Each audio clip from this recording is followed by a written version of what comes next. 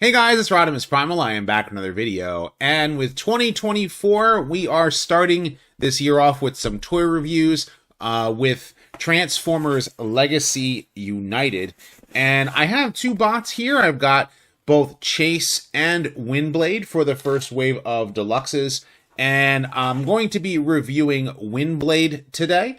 But I wanted to show off the box for both of them first, because if you actually put the boxes together, you actually do get the full image that is the poster. And it is kind of a cool, thing for them to do. But I'm very, very excited to talk about Windblade today, because she's a character who has needed a better figure for quite some time. I know that there's been some, ups and downs with all of them. And, this one is based upon her Cyberverse look. So I am going to get her out of her box. So without further ado, let's sit back, relax, make sure you subscribe to the channel, and let's transform and roll out.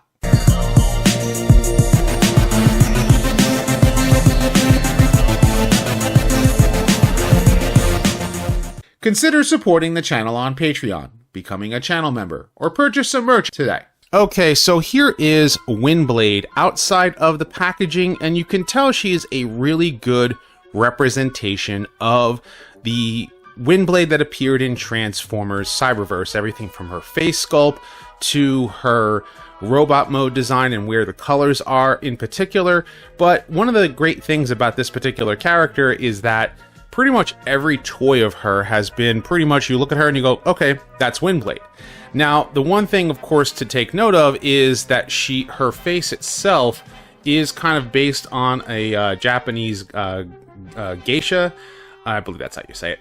And so, like, her hair, the actual helmet itself is kind of designed like hair. And then there's, of course, the kabuki makeup. I believe that's what they call it. That's kind of the way the design of the face was. And pretty much every design of Windblade has been like that since the beginning. And I do like this particular color layout, and I know some people are like not a big fan of the bell-bottom feet, but that kind of works for her jet mode, and I actually do like that quite a bit. She does have, you can move the wings as you need to, and the only thing she also has is wrist articulation, which is not something you typically see in a deluxe scaled figure. And it's kind of designed because she has to carry a sword. But I wish that more deluxe figures had like wrist articulation this way, where they're just like, hey, mold it this way, put it on a mushroom peg, and this way that they can carry their hand, gun or whatever. And a lot of the female hands have been doing this cup thing. They did the same thing with RC in, with Studio Series 86. But if you notice, I did not add her accessories, and I did that on purpose. And there's a reason behind that. I mean, she does have, ankle tilting. She can move her feet up and down as she needs to, and she does have thigh swivel. It's actually more here at the, the base of her thighs, so you can turn her like this, and she does have 90-degree, knee bend. But I didn't bring her accessories in on purpose, and the reason behind that is because first and foremost, she comes with a sword, and this is her actual weapon. And the sword itself, it's designed after all of the swords that she's come with before, or at least how she's supposed to. And so the hilt is exactly how it's supposed to, but the blade itself is designed with a flame, and it looks like it's like a translucent purple plastic, or it might be actually painted. I'm not really sure, but I know that it's painted for the handle. At least it kind of looks that way. And I have to say, I do like the sword. I just wish the sword itself was actually designed the same way that her other swords are, and had like a sheath or something like that, because it kind of makes more sense. But in the actual Cyberverse cartoon, she just pulls out the handle, and then the sword itself, just turns into the blade. But it's not a flame like this. But the reason why they did the flame like this is because it's kind of part of her transformation. And when I show you the other sword that came with the other character, that is the reason why it's done that way. The other thing is she comes with a fan weapon. It's not really a weapon per se. It's kind of designed to work, with the back of her head, but she can hold it if need be, which I'm going to place here in her hand. So she can kind of do the, the old Japanese fanning thing.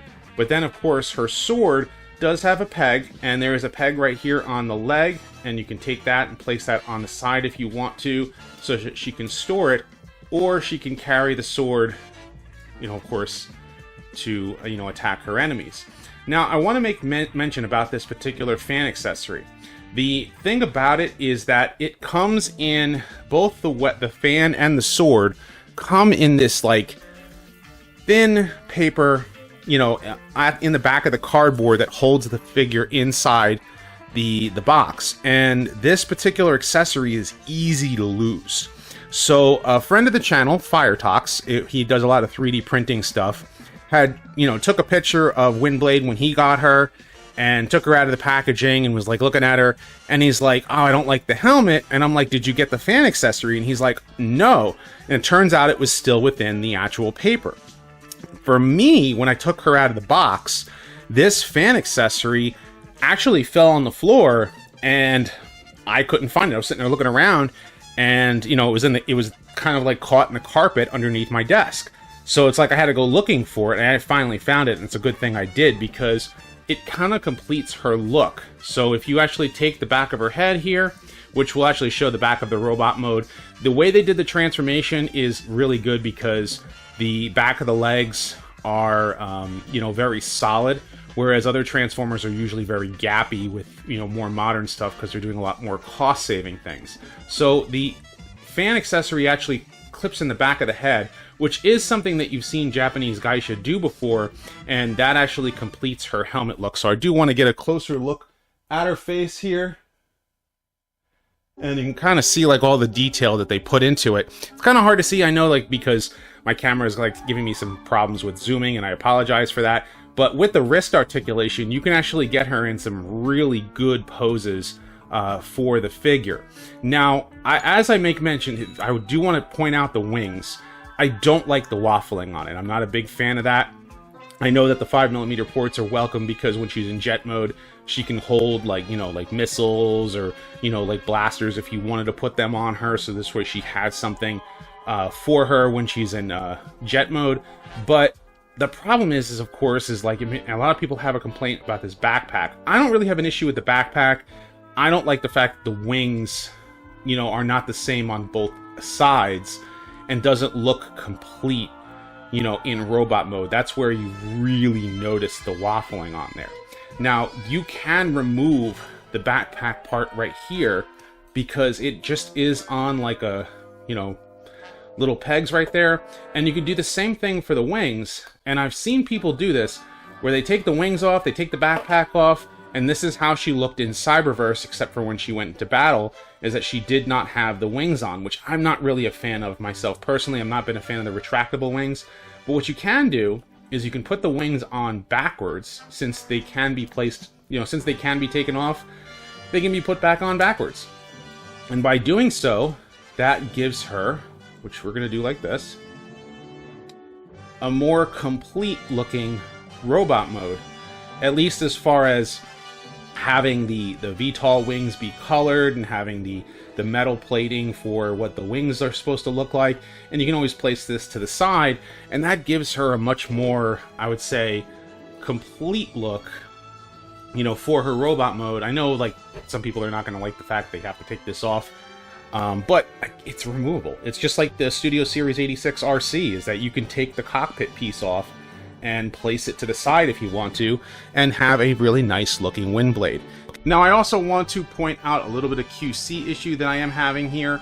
The wings themselves do have a little clip here that they actually attach to, and that kind of keeps the wing in place. The other thing is this particular wing is on the looser side, so I probably have to tighten the pin here somewhere so that this clips in and stays as it should. It just is like one of my issues. Maybe it just might be my copy, and I'm not sure if not everybody else has that same problem. But other than that, I think she does look really good. But comparing her to another version of Windblade, I have the Takara Legends version of Windblade, which is a recolor of the Titan's Return figure, and she comes with the same sword, that came with the first edition, the Thrilling 30 Windblade. But this one in particular, of course, is a Headmaster, and some people have noted that they like the face sculpt better than this one. I am indifferent about both of them. I think they both look good. Personally, this one has more of a doll-looking face, and this one seems to have more of a, I guess, a robot-looking face in a way. You know, maybe this one's having a little bit of missing detail, and maybe Toy Hacks might actually come in and give her a little bit extra. And of course, I'm knocking her down there. But the one thing here is that her sword is in a sheath, and that's what I was talking about, how this particular sword is.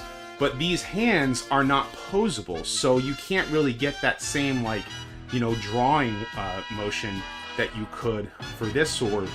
But she does hold it pretty well. It's just that the hands themselves, because it's black paint, you can kind of already see some of the black paint starting to fade just from a little bit of play. Like, I didn't really play with her much, but I did put her in a couple of different poses over the years since I got this particular figure. And it just kind of like an issue in the way that this particular sword is. I also like the fact this one's not a Headmaster. You know, she wasn't a Headmaster at all in the, you know, when she was first introduced. So it's kind of like, I never liked the idea of turning characters that are not Headmasters into Headmasters. So it's just a thing. I do like the fact that Takara took the extra effort in painting these large VTOL wings. But notice that she doesn't have ankle articulation, so she doesn't stand very well. She's kind of blocky. And whereas this one is a little bit more angular, she has the ankle tilt, she can stand a little bit better. But, you know, it's a matter of personal preference about which one you like a little bit better. I do like this new Cyberverse style version a little bit better. It's just that I like the wings better on this one compared to that. And just so you can see how she scales with other figures, there is my Netflix Bumblebee, my customized Studio Series 86 RC, and of course Legacy Strong Arm. I think she looks great in comparison to the rest of them. And just so I can show you some of the little extra details that she has, you can of course take in a flight stand like this and place it into the back where her you know, the back of her waist, which does give her that like little bit of boost.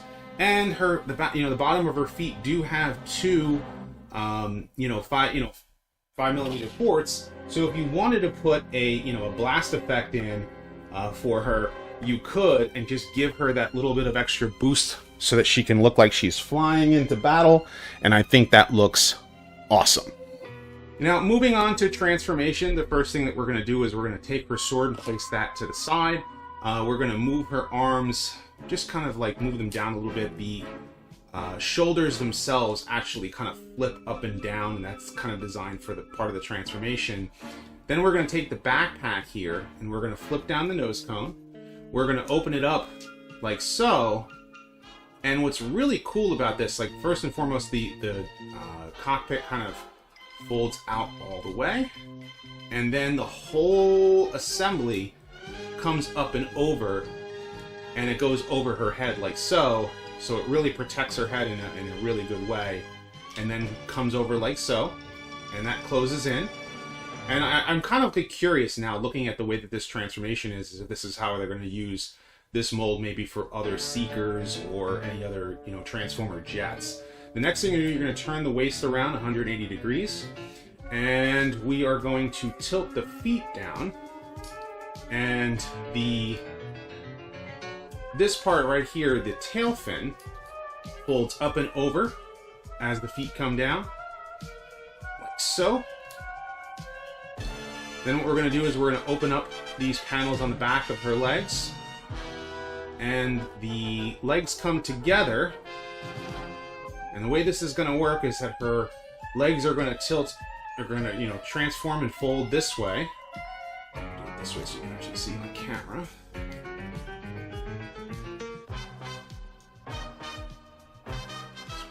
Okay.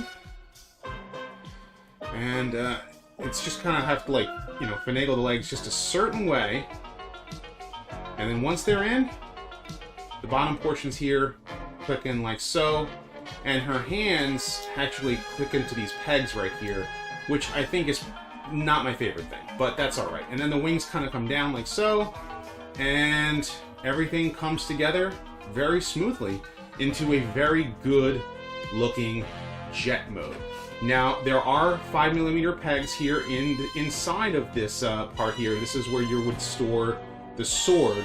You have to do this by disassembling the legs a little bit, and then the flame portion goes here on the inside, or the hilt, and that clicks in just like so, and that gives you that complete flaming look for her in jet mode. And the 5mm the small little post there for a flight stand is still present, so you can have her flying like so, which is very nice. So it does give her a really good looking jet mode overall, I say, for sure. Now, one other thing I do want to take note of course, is the fact that you are supposed to put the VTOL wings like this when she is flying, because that is how her jet is supposed to be. And also, she has something that you don't normally see a lot in Seekers, and that is landing gear, which is very welcome, because when you place her, down, she is going to come down like so, and it looks very good by comparison. Now I'm going to keep her flying here for a moment, and this way that you can see, so. And by comparison, this is what she looks like next to her the Titan's Return mold, but of course the Takara Legends version, and the white paint there on the front is probably something I wish that this particular figure had, and I'm sure that Toy Hacks is probably going to do something in the future. Now, whereas this figure does give her a tail fin, this figure does not have one, and the sword itself, this was not necessarily meant for this figure. This was actually meant for the the Thrilling 31, which I do have in a box somewhere, as she's still carded. But they actually told you to put this here for storage, and it doesn't quite look right. And so it's like, okay, well then the figures do have to have a place to store her blade weapon, and this in particular just doesn't necessarily have a place. Whereas this one actually put it somewhere and did give her, legitimate tail fins. I understand that it's kind of like was molded in here, but I think that the new Legacy figure does a little bit better. I just like the paint scheme that Takara did for this figure overall.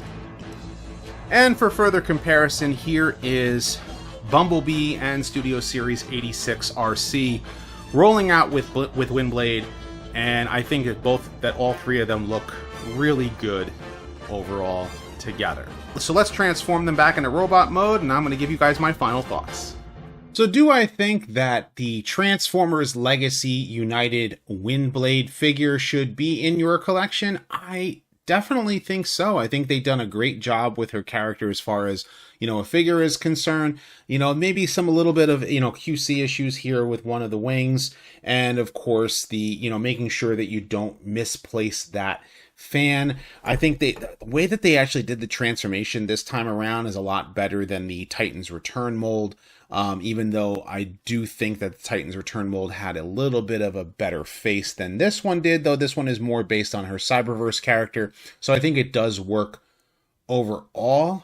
And I can only imagine what figures they can probably retool out of her. Maybe they might make Slipstream, which they already said they are making a Slipstream figure, but maybe they might also go for other different, Autobot or Decepticon jets that they can make, out of this particular molding. And other than that, I think she's fantastic. I want to know what you guys think about the Transformers Legacy United Windblade. Of course, leave your thoughts in the comment section down below. Be sure to thumbs up this video and subscribe. Check out my other videos as well, and I've got many more Transformers news, retrospectives, and more. Maybe I'll even get a retrospective on her in the near future. So stay tuned for all of that. And as always, guys, until next time, till all are one.